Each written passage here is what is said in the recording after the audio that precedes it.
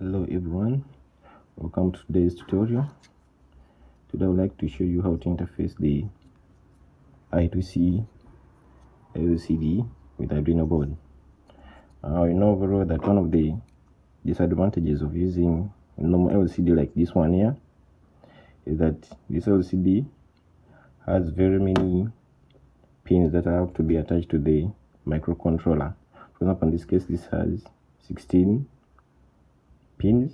So you'll discover that if you're using, for example, an Arduino board, you need to attach each of these pins to a corresponding Arduino board pin. Therefore, it means you're going to use very many input and output pins to be able to attach this LCD, and that will make the use of the Arduino not effective in case you need to attach maybe other sensors and other accessories. So in order to reduce the amount of input and output pins you have to use, we've developed another backpack that can be attached to this LCD in order to overcome that problem. So in that case, we use another kind of LCD. These LCDs may look like they are the same, but they are quite different. This other one has a backpack. I think you see the difference. So this is what they call the I2C backpack. So this one, when attached to the LCD, enables us to use only 4 pins instead of the 16. And then you also discover that if you're using this normal LCD, you need to attach maybe a potentiometer to adjust the brightness of the LCD. But in this case, the potentiometer is already attached to this other backpack. Here I've attached the backpack on the LCD. We have 4 pins only. The first one is the ground pin. It's going to be connected to the ground of the Arduino board. The second pin is the VCC, connect to the 5 volts of the Arduino board. Then the third one is the SDA, which represents the data pin. That is going to be connected to analog pin F4 here. And the last one is ACL, which is the clock pin, connected to the analog pin F5. This jumper is used for the backlight or the back LED of the screen. If the jumper is removed, there will not be a backlight. If it is on, then the backlight will be lighting. Let me give you a simple demonstration of what I'm talking about here.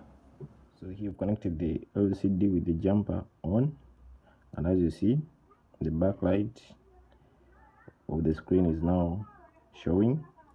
And if I remove the jumper, the backlight goes off. I put it back, the backlight is on. So that is the use of this jumper.